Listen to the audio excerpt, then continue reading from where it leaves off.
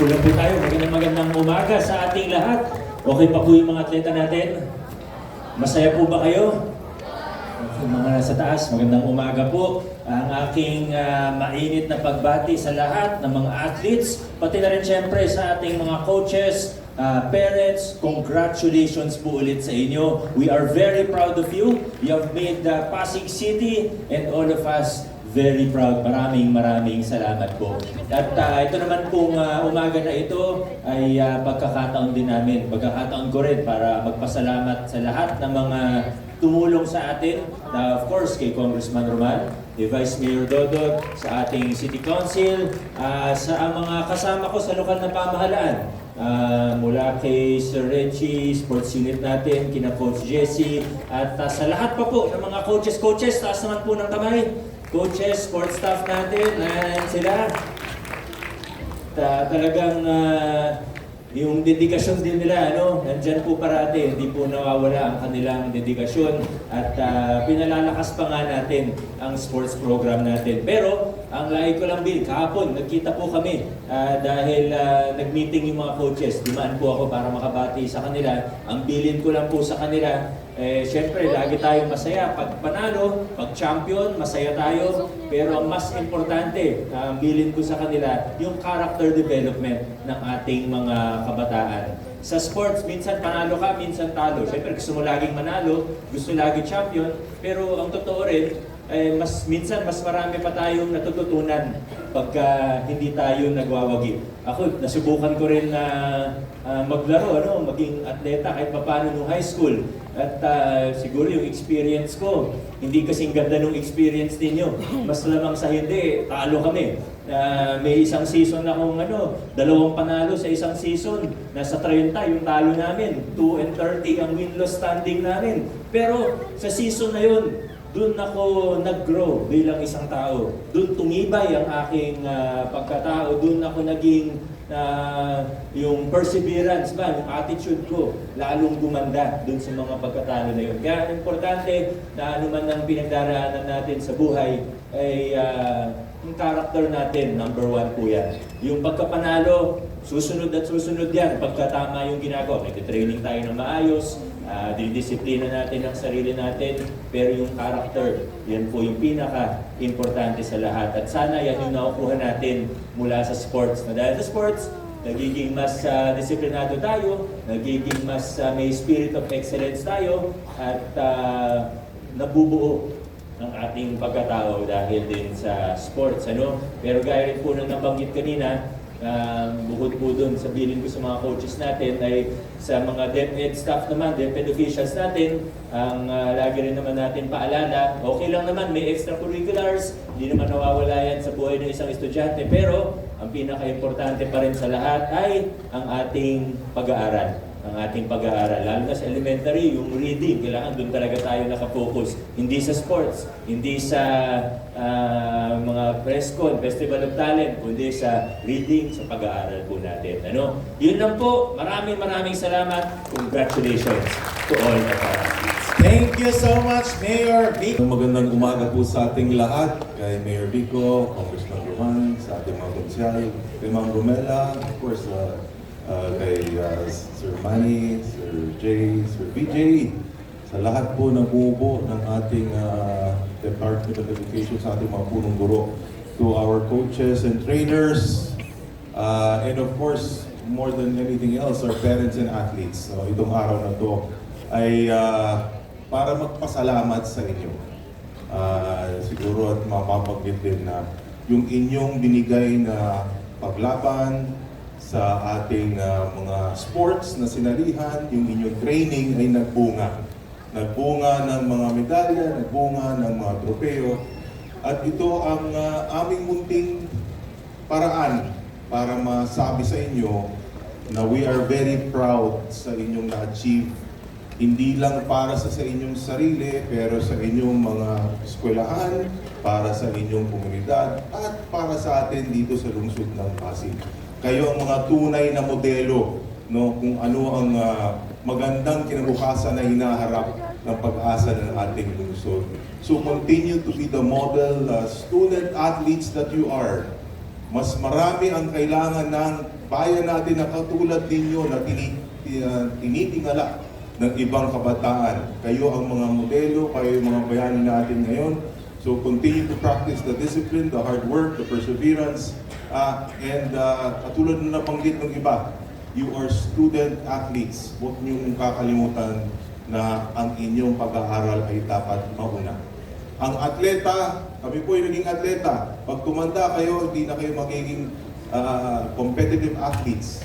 But yung tinatanim nyo bilang isang estudyante at yung tututunan ninyo bilang atleta, siya ang magbibigay ng kabuuan na galing, talento ninyo bilang mga maayos na hindi lang Pasigenyo pero Pilipino. So again, we are so proud of you. Congratulations and good luck sa mga hinaharap nyong mga laban pa. God bless you.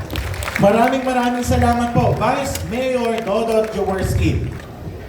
Well, magandang umaga po sa ating lahat. Unang-una sa mga magulang, sa mga coaches, principals, congratulations po lalong-lalo na sa ating mga atleta. Sa totoo po, no, papasok ako, tinatanong ko sa mga atleta kung alam nila kung ano yung event na ito.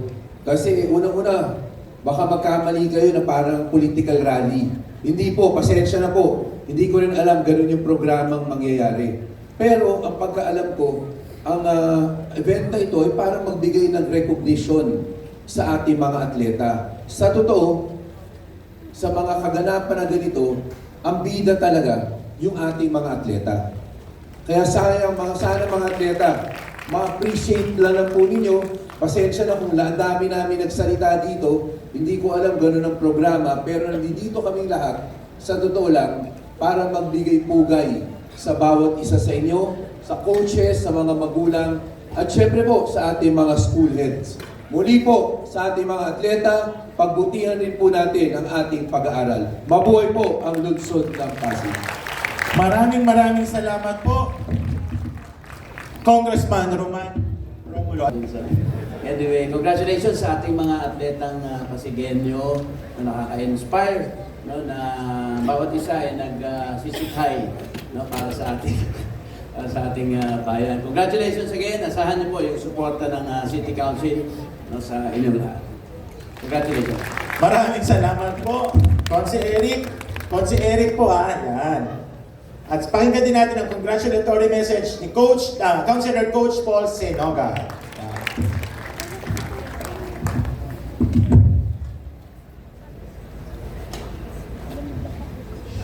Ayan, magandang umaga po sa ating mga kasama sa lokal na pamahalaan. Magandang umaga at syempre congratulations. Maraming salamat sa inyong pagpupunyagi. Pero syempre, huwag kakalimutan ang pag-aaral. Muli, congratulations at magandang umaga sa atin. Thank you, Coach. Pakinggan din natin, Councilor Simon Tantoco.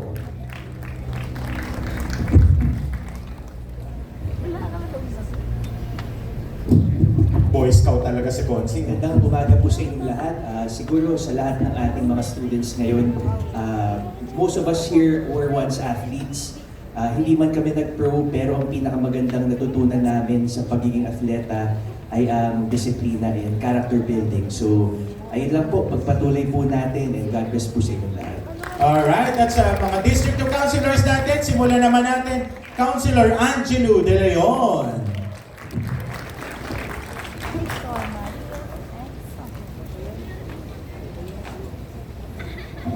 Sa ating pong mga guro, sa mga principals, sa ating DepEd, syempre kay Kong, kay Mayor at kay Vice, sa mga konsehal na kasama namin, sa mga magulang na nandito, sa mga coaches, at syempre sa ating mga champions, congratulations po sa inyong lahat. God bless you at mabuhay po kayong lahat. Thank you. Maraming salamat, Council Angelo. At di rin natin palalampasin ang mga sandaling ito na hindi maririnig ang congratulatory message ni Councilor Ryan Enriquez.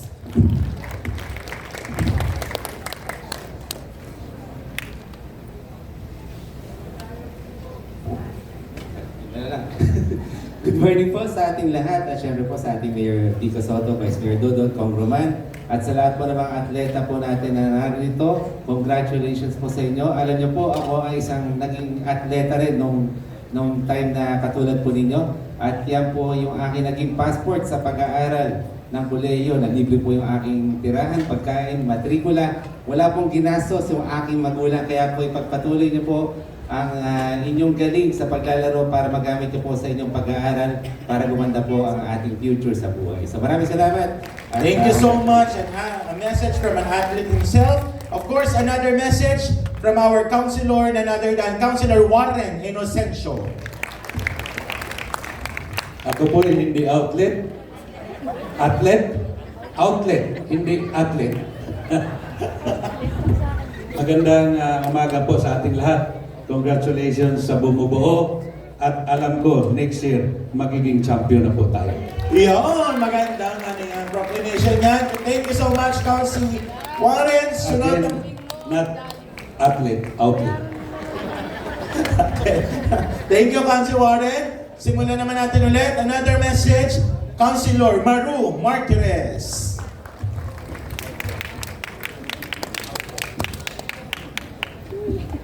Isang magandang umaga po sa ating lahat. Una ang pag-congratulate ko po sa lahat ng mga atleta, pangalawa sa inyo pong mga magulang, at panghuli sa mga coaches na bali-bali rin po ang hard work. Pero ang importante po, ngayong umaga, lahat po ng inyong paghihirap na walang nakakakita, lahat ng inyong pagpupursige, ng abot-abot na rin po ng pag-overtime ninyo bukod sa inyong pagiging estudyante, ika nga kayo ay student-athlete. Bagamat nauuna ang pagiging estudyante, importante rin ang inyong pagiging atleta. Para nang sa ganun, matuto tayong lumaban ng patas, matuto tayong ibigay ang todo-todo po natin, at higit sa lahat, matuto tayo na tumanggap ng pagkatalo, pero ang importante, ang gusto nating mangyari, lagi tayong panalo, laging may excellence na nangyayari sa atin pong pinaghihirapan. Muli po, congratulations po sa inyong lahat, mabuhay po kayo at God bless po sa atin. Maraming salamat, Counselor Maru